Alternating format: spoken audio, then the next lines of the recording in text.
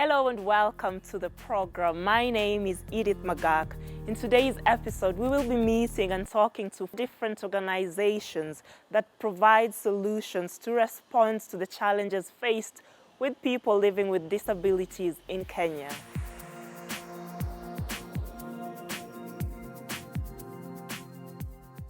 According to the latest population and housing census conducted in 2019, 2.2% of Kenyans above 5 years live with some form of disability.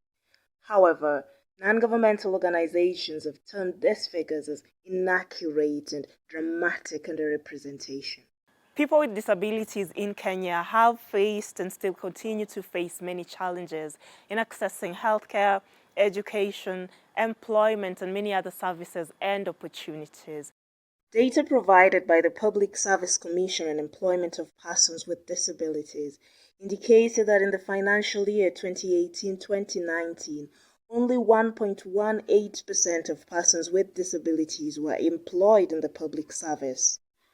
Some factors responsible for this low employment rate include negative attitudes by employers, inaccessible physical environment, low educational attainment of persons with disabilities, and lack of information on job vacancies in accessible formats. But one organization in Kenya, Riziki Source, is working to change that narrative.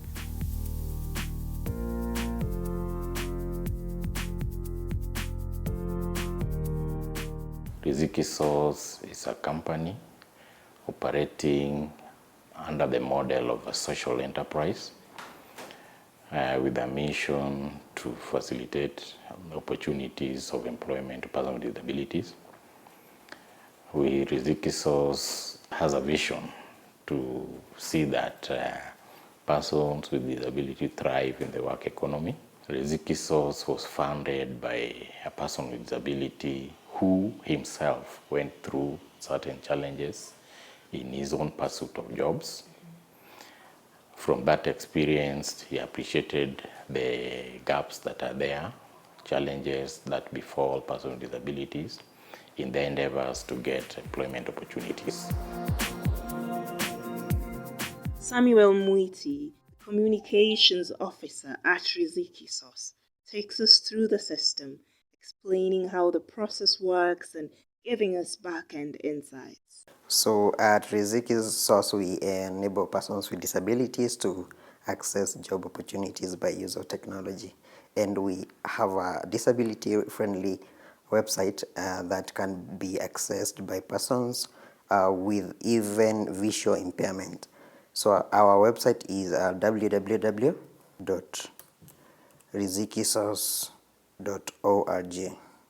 So I look at it from the job seekers angle who want to apply for job placement with us at Riziki Source. So this is our website. It's disability friendly such that when a person with low vision wants to enlarge the fonts, it has these two buttons to enlarge this one. So when you press like this, you can see the texts expanding, and even you can minimize the text if you feel that the texts are too large for you. Another thing, the website is readable by a software called JAWS that is used by visually impaired users that enables them to read the text. So we have minimized the photographs to enable them get whatever is in this website. So a job seeker who is looking for employment opportunities, it's easy to register with us. We have 3 modes of registering, and because we strive to ensure that we use technology, because not everyone can be able to submit CVs from wherever he is. So we enable you to use this technology to submit your CVs so that we can facilitate the contact between job seekers and employers. So it's easy to register. So you come here, we have a sign in button. You click. So you scroll down to this point. 3 ways to register. You'll see the 3 main ways. The reason why we have this SMS mode is because someone might not be having a smartphone and he's or she is a job seeker. So that one will enable such person to access our services with or without a smartphone or a internet. So to register using this website, you come here to register. So you will be asked your name, national ID, your gender, and all these details. So after filling these details and attaching your CV, you click to register, and then we shall have your details on our database to enable us place different categories of job seekers with the available job opportunities. Once the job seeker registers with us, so we get the information on our database, and this database is purely confidential. It's run by one person. So we have the distribution of applicants. We do what we call filtering the database. So we come if the person, let's say the employer wants a nurse who is physically or any type of disability, we use the details we have here to do the job placements. So at Riziki Source, we are all inclusive. We have all categories of disability, physical, those are with visual impairment, hearing impaired, referred commonly as deaf, and many other. So in terms of gender distribution, we have a chart that shows different colors representing the number of people or the gender represented. We have male, female, and intersex. So currently at Riziki Source, we have 1,030 registered job seekers. Those are purely persons with disabilities. And then we have employers. Right now we have 28 employers who have registered with us. We have gender representation of persons with disabilities. We have male. The male gender is indicated with this green color. Currently we have 816 male job seekers. The female are represented with this color. We currently have 239, and we also have intersex. We have 4 intersex job seekers. And then in terms of counties, so these are the counties. This is a chart representing all counties in Kenya. As you can see, Nairobi has the largest share of job seekers. We are trying to reach out to more counties because we want to reach out to vulnerable groups in the rural areas. So Nairobi gets the highest number because we are around Nairobi at the moment. Since we were founded, we have been able to place 300 people successfully. For the year 2021, we have been able to place 20 people in various establishments. Riziki Sources successfully placed people with disabilities in private and public sectors, small and medium enterprises, and we get the privilege to meet and speak with one of the beneficiaries at his place of employment. My name is James Obonyo Hilary. I've been working at CMA for 3 years and 3 months. The CMA is a financial regulatory agency that actually is involved with developing and monitoring of the capital markets, with the major objectives being protection of investors and creating of regulations to ensure an order and efficient market. How I got the job at CMA starts with a referral to Riziki Source, which is a social enterprise that deals with looking for employment opportunities for people with disabilities. So the referral came from a friend of mine who I had met back in the day, and as we were discussing, she came to mention about Riziki Source and what it does. So with that, I went and researched about Riziki, found it on the internet, and there was a whole lot of explanation on how you'd register and through the process to getting a job. So from there, actually, I went to the internet where now I opened an account, got my details there, my resume, and my qualifications. After which I was reached out by Riziki Source contact person where I signed a contract. And then after that, I was told that I was to be informed. In any case, there will be a position. Modes of operation would be they'd call you and they'd want to help you be ready for an interview when it comes. So now with that, at the time I was in Kisumu and Riziki Source, the offices are in Nairobi. So the only means we would have communicated or actually corresponded was via email. And that's the point where now the contact person from Riziki helped me spruce up my resume, had it in the format that actually is market ready for employment. Navigating through the Riziki webpage is as easy as it gets because it's user friendly, where now it's a step-by-step application where they guide you through on what to do until the point where you have to upload your resume, roughly a week, of which now I was referred to National Council of People with Disabilities Career Portal, where now CMA had actually reached out. If at all there were candidates from the National Council to submit their applications. Yeah. So with that, I think Riziki directed me towards that direction, which I got to know, and then I made the application through that. But for James, getting employed at the Capital Markets Authority is not the end of the road. More than what he is hired to do, he's also an SDG champion and a member of the Disability Mainstreaming Committee at his place of work.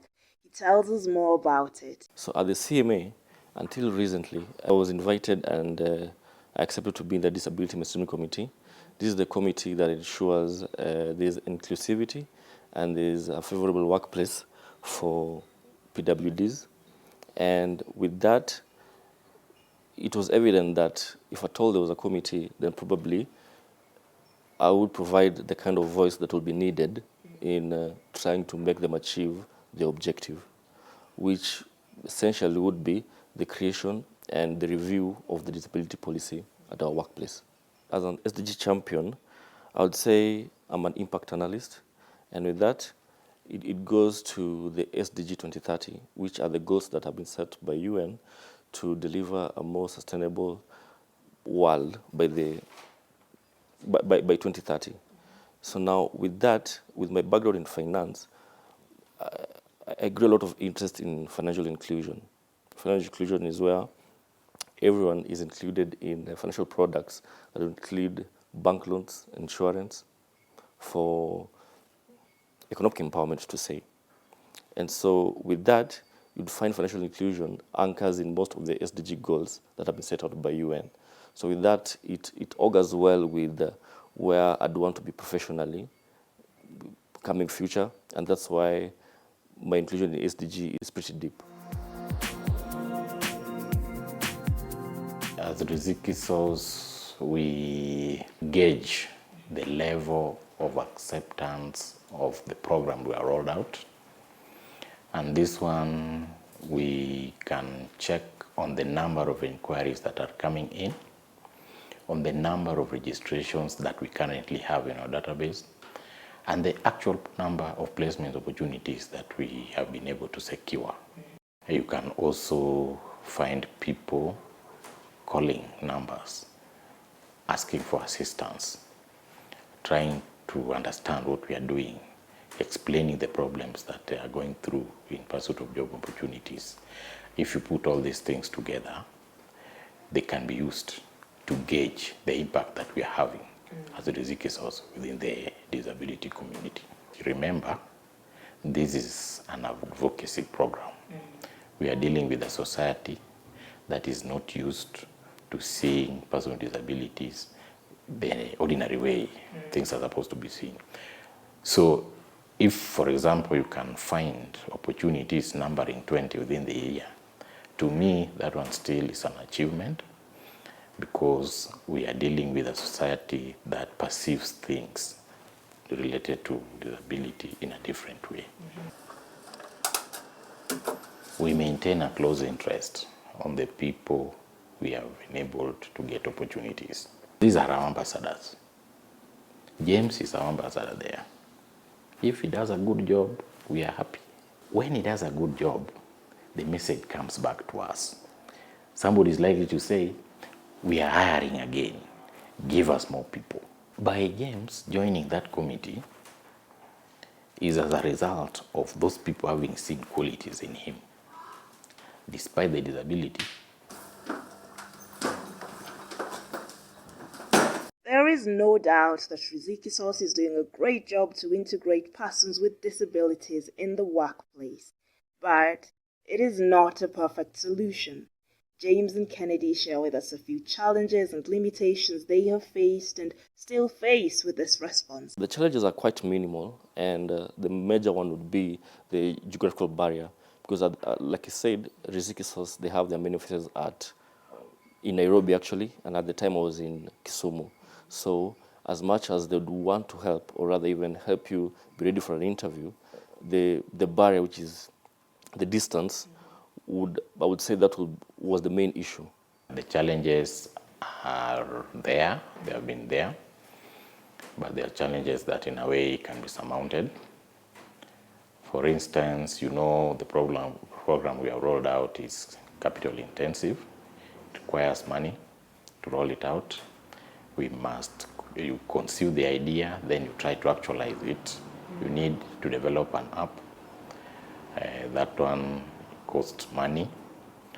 You need to market. That one costs money. Because for people to know that they can actually register with you, they must know that you exist. Yes. We have also faced that challenge of people being skeptical as to the effectiveness of the whole program. We know, we are in a society where people believe what they have already seen, not what they are hearing. That has been a challenge. We have had challenges even from persons with disabilities themselves. Others saying, no, this is a scam, this is what, they're doubting tomatoes, because they are so used to people not providing solutions to them that when you propose something that is kind of revolutionizing the scene, they think that no, this one can't be true.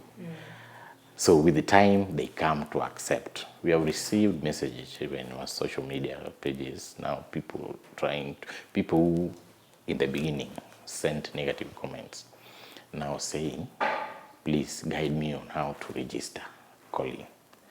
So that one, to us, we take it positively and we duly guide. In most organizations, the major question to consider is usually whether their initiatives are sustainable. And I pose this question to Kennedy. Is Riziki a sustainable solution? Some critics are saying maybe it's not sustainable. But to us, we think it is sustainable so long as persons with disabilities themselves are still in existence. So long as we can make efforts to obtain funds to continue rolling it out. And with programs like the idea we have just hinted of bringing the successful people together, with time we believe they'll see sense in this and be able to even support it also, because they have seen the value because it has been able to turn their lives around. According to Kennedy, Riziki will be here with us for a long while. Persons with disability don't need tokenism. They need real empowerment. One of the ways through which you can empower them is by providing them with opportunities to work for themselves, fend for themselves. I would tell employers that they don't know what they're missing. Those who don't have people with disabilities within their ranks are missing something great that they'll soon discover. First of all, loyalty and dedication to the job. And even as Kennedy has shared with us the successes, the limitations, and the insights about Riziki Sauce, he has a word of advice to those who are interested in replicating this solution. I would like to advise people to know that it's a noble idea. If somebody wish to replicate it, that will be very good, and we'll be very happy because we'll be building the society. But now, they should also know that it comes with challenges, it comes with costs that you'll have to bear. It will come with a lot of requirements to do campaigns by word of mouth, by other means. Really, it's not something you roll out easily. You'll be dealing with a society that is stereotyped in a certain manner. So come on board knowing that those challenges must be surmounted for you to be successful in rolling out a program of this nature. Many special thanks to Solutions Journalism Network Africa Initiative for making this episode possible. See you in the next feature.